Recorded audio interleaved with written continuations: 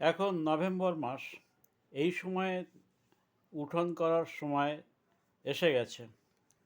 কৃষক তার সবজি ক্ষেতটাকে উঠানে পরিণত করে এবং এই সবজি ক্ষেতে কচুরমুখী বা ওল ইতিমধ্যেই তোলা হয়ে গেছে। উঠানটাকে তৈরি করার আগে এটা মাটিটাকে কুপিয়ে বা চাষ করে আলগা করা হয় এবং যে বড় বড় ডালা থাকে সেগুলোকে ছোট ছোট আকারে পরিণত করা হয়। সেখানে লাল শাকের বীজ ছড়িয়ে দেওয়া হয়। লাল শাকের ফসল পেতে 15 থেকে 20 দিন সময় লাগে।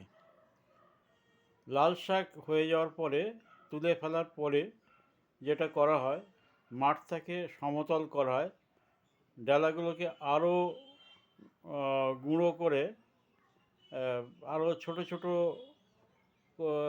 ডালায় পরিণত করা হয় পিটনা দিয়ে পিটিয়ে। তারপরে যেটা করা হয় ওটাকে সমতল করার জন্য বাঁশি দেওয়া হয়, অথবা বাঁশি দেওয়ার পরে যেটা করা হয়, ওকে গোবর মাটি মিশ্রণ জল ওটাকে দিয়ে প্লাস্টারের মতো বলা যেতে পারে, সেটা করা হয়, করে উঠান তৈরি করা হয়।